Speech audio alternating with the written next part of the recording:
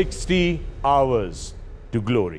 मैं इस वक्त मौजूद हूं असेंबली पॉइंट पे, जिसको हम ग्राउंड जीरो भी कहते हैं। यहां से आगे का सफर बहुत मुश्किल है। इस वक्त इस स्टेज में टीमें मेरे पीछे असेंबल हो रही हैं और यहां पर इनका पहला इम्तिहान, पहला मरहला है, और वो है इनिशियल किट इंस्पेक्शन।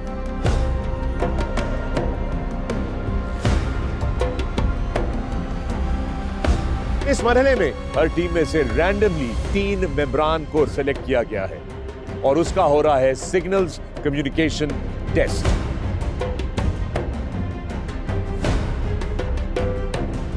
यह वो कदम है कि अगर सही नहीं लिया गया तो मंजिल खो जाएगी। हर टीम लीडर को दुश्मन के इलाके का नक्शा और अहकामात जारी कर दिए गए।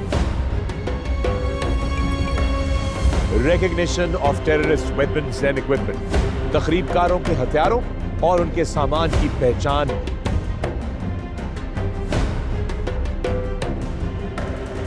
ये मामला अब अनाड़ियों का नहीं, सिर्फ खिलाड़ियों का है। और याद रहे, ये हैं तो ये शिकारी, लेकिन इन हालात में शिकारी खुद किसी भी वक्त शिकार हो सकता है।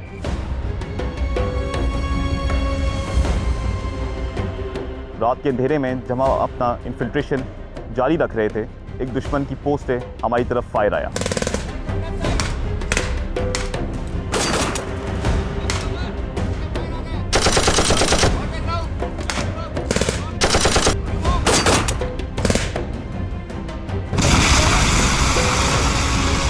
थके हुए, वजन के साथ, अंडर प्रेशर, सारा लोड लिए हुए मुश्किल टेरेन से इतने ठंडे मौसम के अंदर, अंधेरे के अंदर एक मैग्नेटिक कंपास के साथ नेविगेट कर रहे हैं। This is truly the test of the best.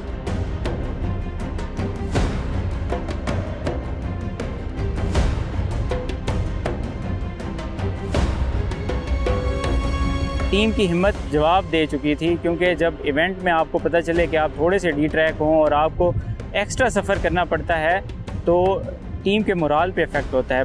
Minefield clearance के दौरान माइनफील्ड को ब्रीच करके अपनी टीम के लिए रास्ता बनाया जाता है और हमने इस चीज़ के लिए बहुत मेहनत की हुई है।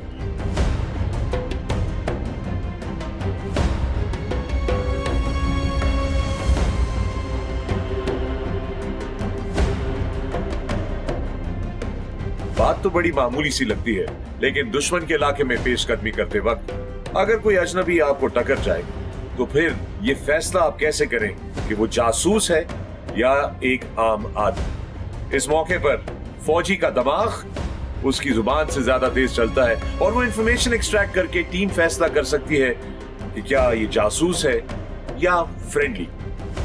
देखना यह है कि इस टास्क में हमारी कौन सी टीम अपना दिमाग और अपनी जुबान सही तरीके से इस्तेमाल करती है। CP2 के बाद जब हमें बेरिंग दी गई हाइड आउट की जानिब बढ़ने के लिए, तो हमने नफूस जारी रखते हुए अपने हाइड आउट की लोकेशन पे पहुंचे। हाइड आउट को हासिल करने का मकसद दुश्मन की टेरेन में एक महफूज जगह को अपनाना है, क्योंकि हमारा एक मिशन एक बहुत लंबा मिशन है। मैं खुद हाइड आउट की सर्चिंग के लिए गया। हाइड आउट की सर्चिंग क्लियर करने के बाद मैंने अपनी पेट्रोल को मूव करवाया हाइड आउट के अंदर और उनको उनकी पोजीशंस बताई। उनको अपना एरिया ऑफ रिस्पॉन्सिबिलिटी बताया गया जिस पर उन्होंने अपनी नज़र रखनी थी। एक बड़ी रिलैक्स और एक बड़ी फायर पोजीशन में वहाँ पर हाइड आउट में मौजूद था। हमें ये सिचुएशन दी गई कि हमारी एक टीम के पास एम्यूनिशन ख़त्म हो गया है। हमने बहुत ही कम वक्त में दुश्मन की नज़रों से बच के वहाँ तक एम्यूनिशन पहुँचाना है और वापस अपनी जगह तक पहुँचना है। 60 hours to glory। 60 hours to glory। चौथी बैनुल अक़वामी पाकिस्तान आर्मी टीम स्पिरिट मुकाबलों पे मबनी पाकिस्तान की तारीख के सबसे बड़े रियलिटी शो में एक बार फिर आप सबको खुशामदीद कहते हैं। उम्मीद करते हैं कि आपकी ईद अच्छी गुजरी होगी। पिछली किस्त में आपने देखा हमने डीलिंग विद स्ट्रेंजर्स और नाइट नेविगेशन की। टीमों के लिए अब मुकाबले और भी ज्यादा सख्त होते जा रहे हैं। वाज़े तौर पे मुल्तान चार्जिंग बुल्स की टीम ने पहली पोजीशन का चार्ज संभाला हुआ है। लेकिन उसके साथ साथ टर्की की टीम ने भी एडवांसमेंट की है और उज़्बेक टीम को पीछे कर दिया है। आगे क्या होता है देखते जाइए, मगर सबसे ज्यादा इंपॉर्टेंट यह है कि अपनी स्क्रीन को जरूर गौर से देखिएगा। किसी भी वक्त आपके सामने एक सरप्राइज सवाल आएगा जिसका सही जवाब आपने देना है। हमारी वेबसाइट के ऊपर जाकर 60hourstoglory.com पर या .com.pk पे बनिए हमारे सुपर फैन और चलिए हमारे साथ एक जबरदस्त एडवेंचर पे। मैं हूं फखरे आलम और एक बार फिर आप सबको खुशामदीद कहता हूं ऑन 60 Hours to Glory। मेरे साथ मौजूद स्टूडियो में director Pakistan army team spirit मुकाबले जनाब ब्रिगेडियर फरहान। ब्रिगेडियर साहब वेलकम। उम्मीद करता हूं कि आपकी ईद भी अच्छी गुजरी होगी। Thank you Fakhar, it was wonderful. Brigadier Farhan, हमारे देखने वालों को, हमारे नाज़रीन को ये बताइए कि ये हाइड आउट का मरहला क्या होता है? फखर, हाइड आउट दुश्मन के इलाके में एक ऐसी टैक्टिकल जगह होती है जहां दुश्मन की नज़रों से बचने के लिए कोई भी पेट्रोल आके अपने आप को छुपा कर दिन गुजारती है। यहाँ पे एक तो वो आराम करते हैं सिखलाए हुए तरीके के मुताबिक, और दूसरा प्लानिंग करते हैं कि उन्होंने अपना मिशन कैसे पाया तकमील तक पहुँचाना है। तो आइए दोस्तों चल के देखते हैं कि हाइड आउट में टीम्स किस तरह परफॉर्म कर रही हैं। सारी रात चलने के बाद हमारी टीमें 20-25 किलोमीटर का सफर तय करके अब CP3 यानी कि चेक पोस्ट 3 के करीब आकर पहुंची हैं और यहाँ पर इनका मिशन है दुश्मन के इलाके में घुसने के बाद एक महफूज ठिकाने का कयाम।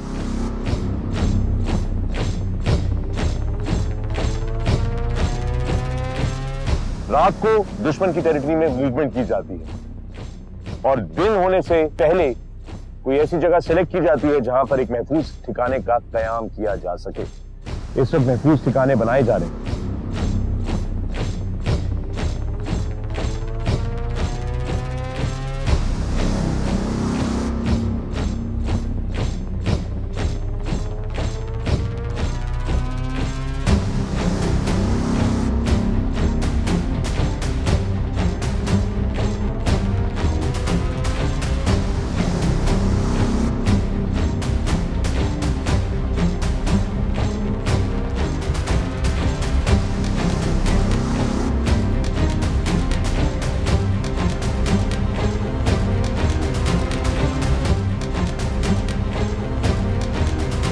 इनका नर्व सेंटर बन जाएगा दुश्मन की टेरिटरी के अंदर, एक ऐसी जगह जहां से दुश्मन पे खुफिया तरीके से नजर रख सकेंगे, इंटेलिजेंस गैदरिंग कर सकेंगे।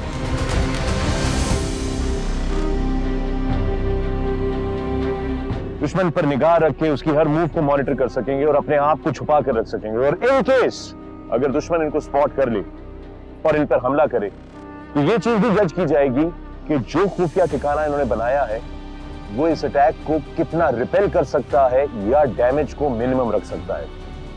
हर किस्म का स्ट्रेटेजिक और टैक्टिकल चैलेंज यहां से onwards. 60 Hours of Glory. It's been a good night, long night and a difficult night. Let's see what the day holds for these teams.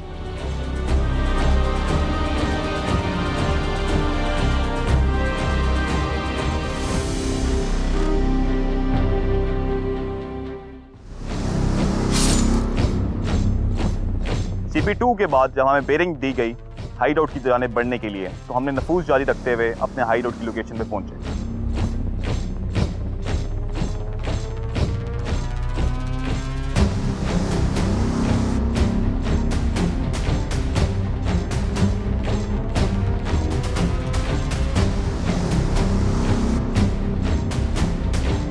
एक पाकिस्तानी जवान का जज्बा कभी थकता नहीं है। जब भी हम एक क्लैंडस्टाइन ऑपरेशन पे जाते हैं तो दुश्मन के इलाके में कमीनगाह यानी कि हाइड आउट की रिक्वायरमेंट बहुत ज़रूरी होती है।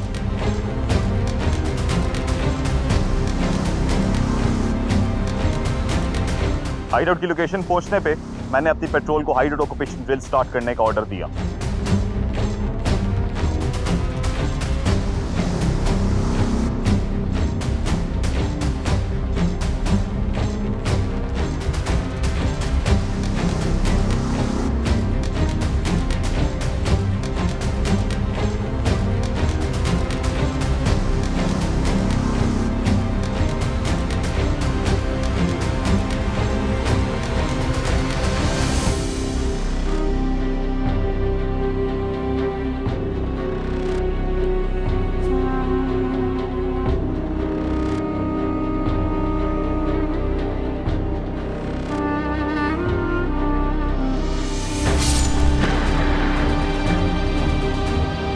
हमारी अगली सीपी जो कि हाइड आउट है।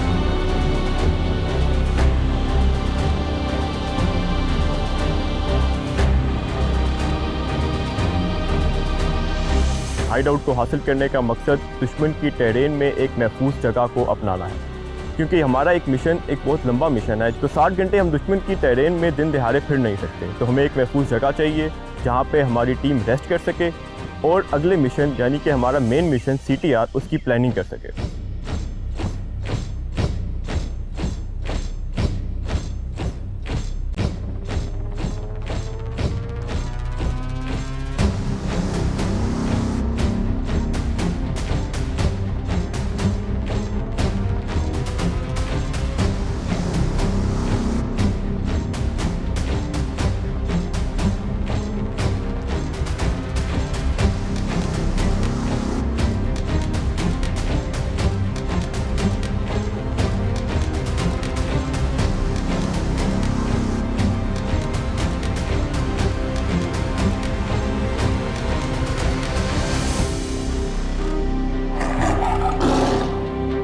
जब हाइड आउट में पहुंचे, टीम का मोराल दोबारा से हाई हो चुका था। थकन थी, लेकिन इससे हमारे मोराल पे कोई फ़र्क नहीं पड़ा था। हाइड आउट ऑक्यूपेशन की कार्रवाई हमने तरीक़ाकार के मुताबिक की और ऑब्जर्वेशन पोस्ट को भी ठीक तरह से प्लेस किया। इस दौरान एक सिविलियन हमारे हाइड आउट में एंटर हुआ, जिसको हमारी ऑब्जर्वेशन पोस्ट डिटेक्ट ना कर सकी। ऑब्जर्वेशन पोस्ट की गफलत की वजह से हमें पेनल्टीज़ का सामना करना पड़ सकता है।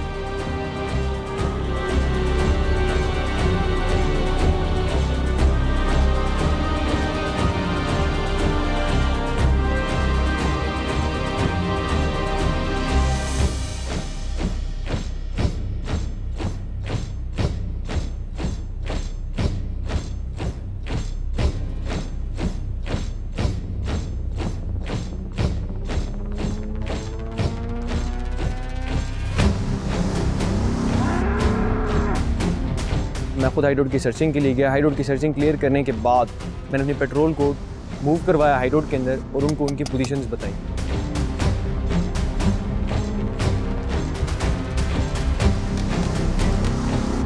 उनको अपना एरिया ऑफ रिस्पॉन्सिबिलिटी बताया गया, जिस पर उन्होंने अपनी नज़र रखनी थी। एक बड़ी रिलैक्स और एक बड़ी फायर पोजीशन में वहाँ पर हाइड आउट में मौजूद था।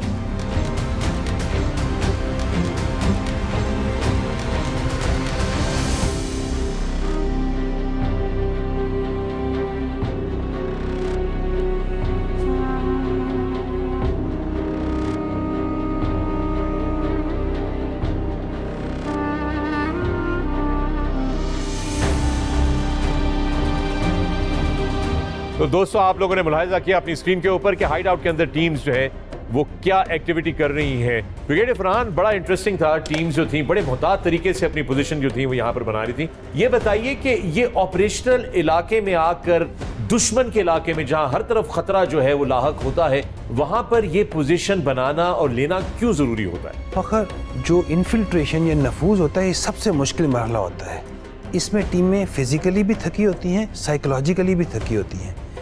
इस स्टेज पे उन टीमों को अपनी फिजिकल और साइकोलॉजिकल थकावट को ओवरकम करके अपनी एनर्जीज को रीगेन करना बहुत ज़रूरी होता है, ताकि वो अपना मेन मकसद जिसके लिए उन्होंने नफूज किया था, क्लोज टारगेट रिकॉनेसेंस, उसके लिए तैयारी और प्लानिंग कर सकें। ब्रिगेडियर फरहान, ये बताइए कि ये हाइड आउट की ड्रिल्स की क्या अहमियत है इन मशकों में? हाइड आउट की ऑक्यूपेशन ड्रिल्स जो हैं ये बहुत इंपॉर्टेंट और अहमियत की हामिल है।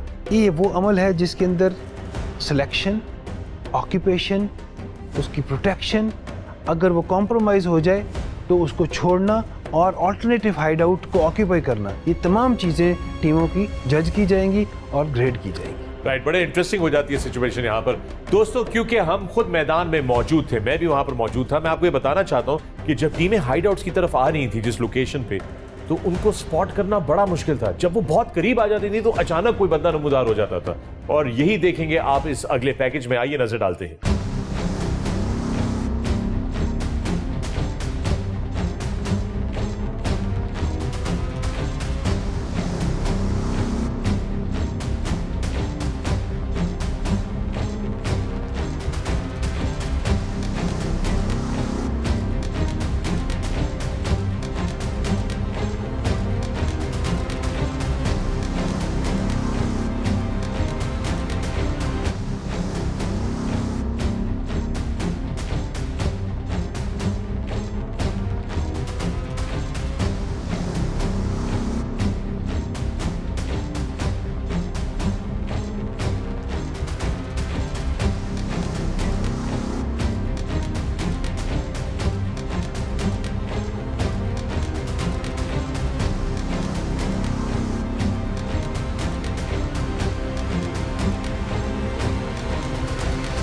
उर्दन की टीम की जो हाइड आउट है वो डिटेक्ट हो गई है। उनको अभी इत्तला दी गई है, एम्पायर ने बताया कि आप डिटेक्ट हो गए, दुश्मन ने आपको ढूंढ लिया है, अब आपका क्या एक्शन होगा? तो उर्दन की टीम अपना एक्शन अब तैयार कर रही है। कांटे हैं हर तरफ, टेंस सिचुएशन है।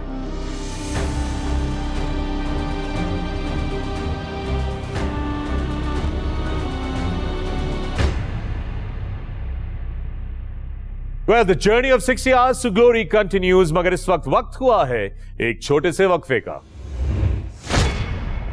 इस एक्सरसाइज के शुरू में हमें बताया गया था कि सरप्राइज़ टेस्ट भी होगा। उसके बारे में किसी को कोई नहीं मालूम था कि ये कौन सा इवेंट होगा। हेली को लैंड कराने के लिए हमने लैंडिंग जोन बनाना होता है, और लैंडिंग जोन के लिए हम इस चीज़ का ख्याल रखते हैं कि उस इलाके में बड़े दरख्त, बिजली की तारें और दलदल वाली ज़मीन ना हो।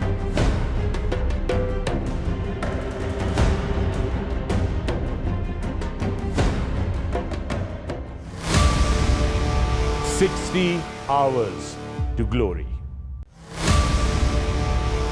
60 hours to glory. Brigadier Farhan, अब मैं भी कंफ्यूज हूं, देखने वाले भी कंफ्यूज हैं और यकीनी तौर पे टीम्स भी बहुत कंफ्यूज होंगी। तो प्लीज जरा ये बता दीजिए कि ये सरप्राइज टेस्ट है क्या? क्या सरप्राइज मिलने वाले है टीमों को?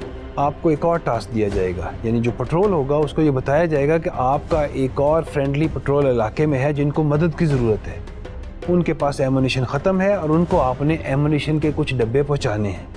ये वो टास्क होगा जब कि पेट्रोल बिल्कुल थका हुआ होगा और वो एक्सपेक्ट नहीं कर रहा होगा कि उनको एक और फिजिकल काम मिल जाएगा। ये उनकी साइकोलॉजिकल एंड्योरेंस का टेस्ट होगा। तो गोया ब्रिगेडियर फरहान, जब टीमें मुकम्मल तौर पे थक चुकी होंगी, मेंटली एग्जॉस्टेड होंगी, उस वक्त उनको ये सरप्राइज मिलेगा। अब जरा मुझे ये बताइए कि ये जो डब्बा इन्होंने एमुनिशन का उठाना है, इसका क्या वजन है और ये कितनी दूर इन्होंने डिलीवर करना है? ये तकरीबन 20 kgs का डब्बा होगा जो इन्होंने 5 किलोमीटर के फासले पे एक दूसरे पेट्रोल को दे के आना है, और उसका एक सेट टाइम होगा जो कि कैलकुलेटेड होगा। उसके अंदर ये काम इन्होंने मुकम्मल करना है। लीजिए जनाब। दोस्तों, पहले ही 60 घंटे का वक्त था, अब उसके अंदर मजीद ये सरप्राइज है, उसको भी एक टाइम के अंदर मुकम्मल करना है। ये 20 किलो के डब्बे, जब आप बिल्कुल थके हुए हैं, आपने अपनी जो फ्रेंडली पार्टी है उसको डिलीवर करके आना है। आइए मैदान में चलकर देखते हैं कि हमारे इस सरप्राइज को किस तरह डील कर रही है हमारी।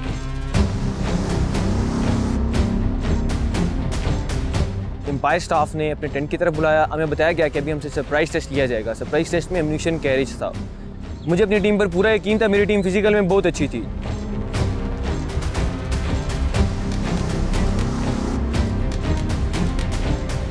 एमुनिशन कैरी को मेरी 3 इंडिविजुअल्स ने उठाया और बाकी तीन इंडिविजुअल्स ने उनको रास्ता दिखाते हुए उनको उस तरफ ले गए। एमुनिशन चेंज करते हुए मेरी टीम ने एमुनिशन को पहुंचाया।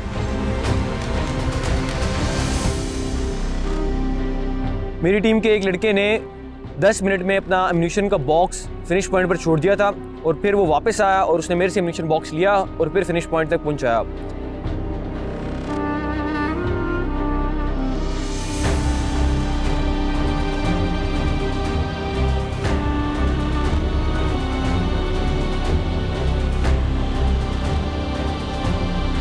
इस एक्सरसाइज के शुरू में हमें बताया गया था कि सरप्राइज़ टेस्ट भी होगा।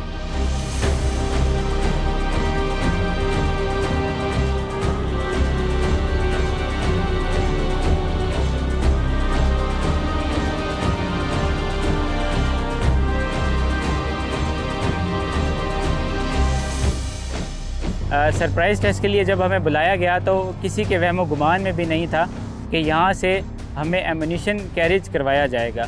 उस रूट के ऊपर हमने 15 kg एमुनिशन का जो वेट था वो कैरी करके हमने एक पॉइंट से दूसरे पॉइंट तक पहुंचाना था।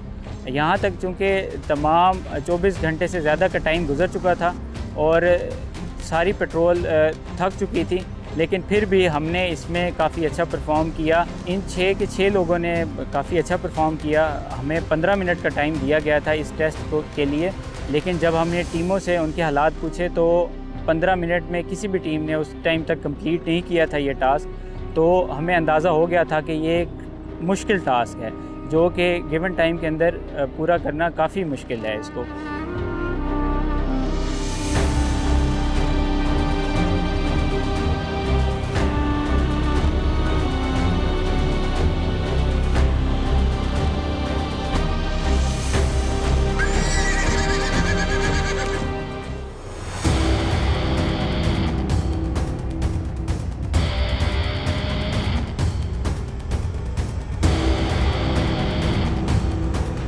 मेरी टीम फिज़िकली फिट है और मुझे यकीन है कि मेरी टीम बहुत ही कम वक्त में अपनी दूसरी टीम के पास एम्यूनिशन पहुंचाएगी और वापस अपनी जगह तक पहुंचेगी।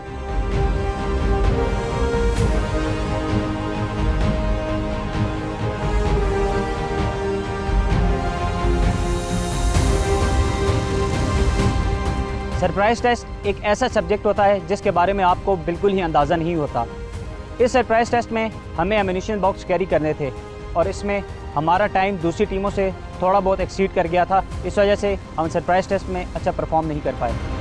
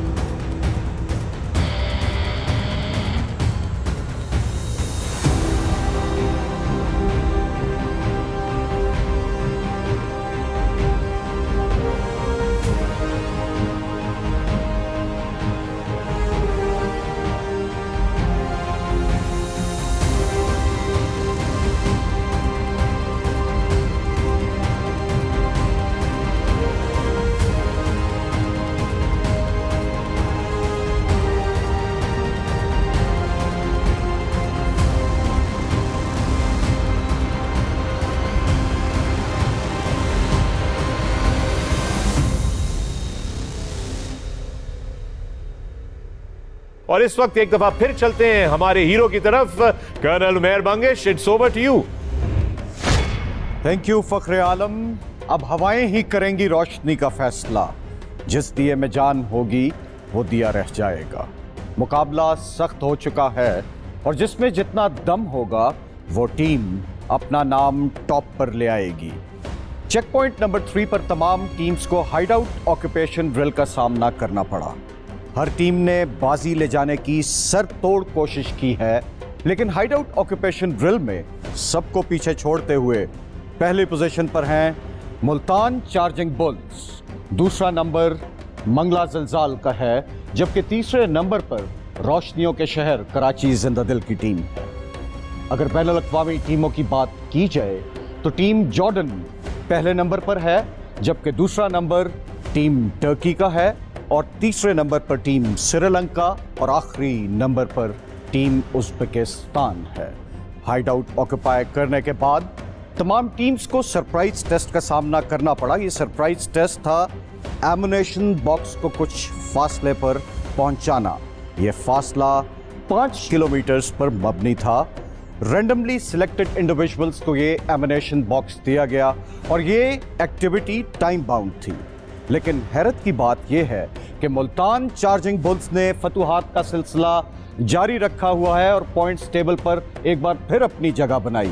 दूसरा नंबर लाहौर तेज़ो-तुंद का, जबकि तीसरे नंबर पर कोयटा हिंगोरियंस हैं। बैनुल अक़वामी टीमों में टीम उज़्बेकिस्तान ने पहली पोजीशन हासिल की है।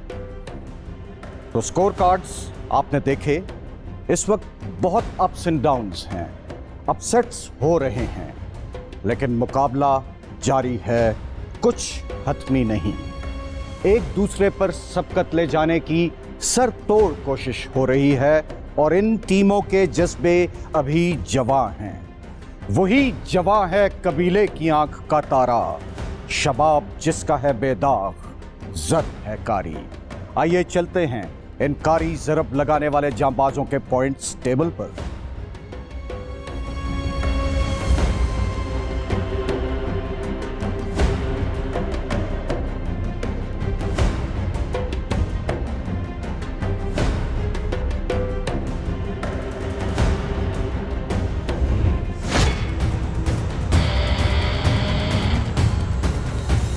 Welcome to Kakul, Pakistan Army School of Physical Training.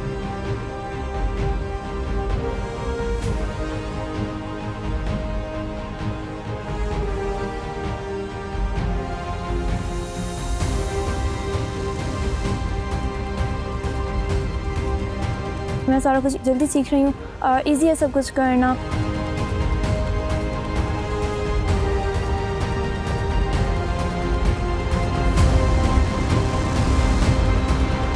Yeah, 60 hours to glory. आप भी जीत के बन सकते हैं हमारे सुपर फैन और शामिल हो सकते हैं तमाम एडवेंचर स्पोर्ट्स के लिए और हासिल कर सकते हैं ए ग्रेड ट्रेनिंग बिल्कुल free as your winning prize. तीसरी दफा किया, हो गया अब। इस टाइम पे आगे मेरा कॉन्फिडेंस है कि मैं गिव अप नहीं करती।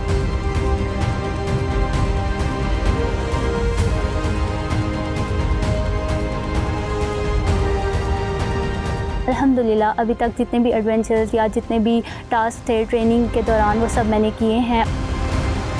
देखते रहिए 60 आवर्स टू ग्लोरी। स्क्रीन पे आए हुए सवाल का सही जवाब दीजिए हमारी वेबसाइट पर जाकर और आइए काकुल, जहां पे आपका इंतजार कर रही है पैराग्लाइडिंग, पैरासेलिंग, इसके अलावा बहुत सारे और adventures. So we were finally able to get the right wind speed. 60 hours glory के सुपर फैंस को आर्मी स्पोर्ट्स क्लब खानपुर में खुशामदीद कहता हूँ।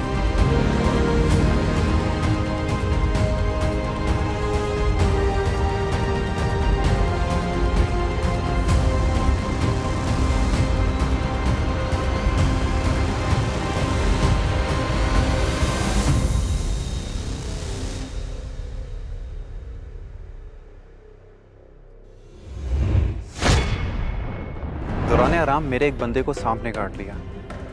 हाइड आउट की सिक्योरिटी को मद्देनज़र रखते हुए हम सांप का पीछा तो ना कर सके, जिसकी वजह से हमें उसके जहर की नौयत का अंदाज़ा ना हुआ। फर्स्ट एड देने के बावजूद मरीज़ की हालत स्टेबल ना हो सकी, तो हमने यही इरादा किया कि हम इसको इवैक्यूएट करेंगे, जिसके लिए हमने अपने हाइड आउट को छोड़ा और इवैक्यूएशन साइट के लिए चले गए। साइट सेलेक्ट करने के बाद हमने साइट को सिक्योर कर दिया और हेली के लिए कॉल की। हेली के पहुंचने पर हमने उसे सेफली लैंड कराया और कैजुअलिटी इवैक्यूएट करा। 60 hours to glory. 60 hours to glory. Well, thank you, Colonel Umair Bangish, for sharing the table with us. और टेबल के ऊपर सूरत हाल बड़ी इंटरेस्टिंग बनती जा रही है। आप देख रहे हैं दोस्तों कि मुल्तान चार्जिंग बुल्स ने पहली पोजीशन के ऊपर काफी स्ट्रॉन्ग ग्रिप अपनी रखी हुई है और वो पोजीशन छोड़ने को तैयार नहीं है। लेकिन सरप्राइज जो है वो मंगला जिलजाल का है, जो दूसरी पोजीशन पे आ गए हैं। टर्की भी अपनी पोजीशन होल्ड करके रखा हुआ है। बाकी टीमें जो है वो अभी भी स्ट्रगल कर रही हैं। इंटरेस्टिंग सिचुएशन बनती जा रही है ब्रिगेडियर फरहान टेबल के ऊपर। ये टेबल्स टर्न होते रहेंगे और सिचुएशन ऑसिलेट करती रहे। It will remain a fluid situation all the way through. तो आप और भी सनसनीखेज बना रहे हैं। It will remain a fluid situation. दोस्तों, इसके साथ ही हम अपने प्रोग्राम के इख्तिताम को पहुंच रहे हैं। उम्मीद करते हूं कि आप लोगों ने टेलीविजन की स्क्रीन के ऊपर अपना सवाल सही तरीके से देख लिया होगा और उसका सही जवाब आपने देना है 60hourstoglory.com पे और 60hourstoglory.com.pk पे और बनिए हमारे सुपर फैन और आइए हमारे साथ एक शानदार एडवेंचर पे। उम्मीद करते हैं कि आपकी ईद अच्छी गुजरी होगी। अगली किस्त में बहुत सारे नए मुश्किल टास्क के साथ, अपनी टीम्स के साथ और नई पोजीशंस के साथ हाजिर होंगे। अपना ख्याल रखिएगा। ये है 60 Hours to Glory। मैं हूं फखरे आलम। Good night. पाकिस्तान जिंदाबाद। जंगी माहौल में किसी भी वक्त हेली की मदद की ज़रूरत पड़ सकती है और इस कंपटीशन में जो हमने इसको इंटीग्रेट किया है वो किया है कैजुअल्टी इवैक्यूएशन के लिए। इसके लिए पूरे के पूरे पेट्रोल का या टीम का heli landing drills and procedure पर मुकम्मल अबूर बहुत ही आम है। इंगोलियन पेट्रोल के एक जवान की एक मेजर इंजरी होने की वजह से हमें बटालियन की तरफ से ऑर्डर पास किया गया कि हम उसे फ़ौरन एमरजेंसी इवैक्यूएट करवाएं, जिसके लिए मैंने पेट्रोल को हेली लैंडिंग साइट बनाने के लिए ऑर्डर दिया।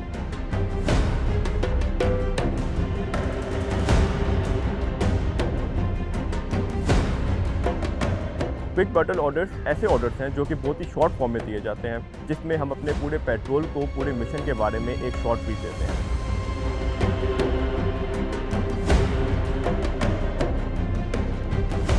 ये सारा जंगल खतरनाक जानवरों, कीड़ों मकोड़ों, सांप बिच्छू से भरा पड़ा है और ये टास्क का हिस्सा है।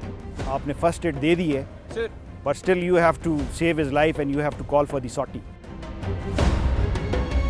You can see कि मार्किंग्स कर दी गई हैं, सफेद रंग की मार्किंग्स जो होती हैं अभी टीम ने आकर और अपना एच जो है हेलीकॉप्टर के लिए, ताकि ऊपर से पायलट के लिए विजिबल हो।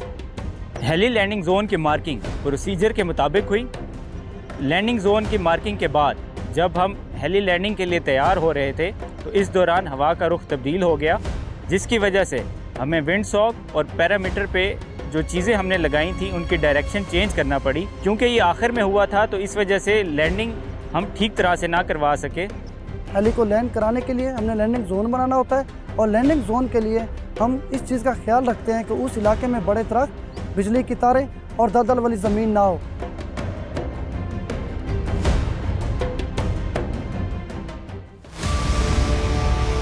"60 Hours to Glory"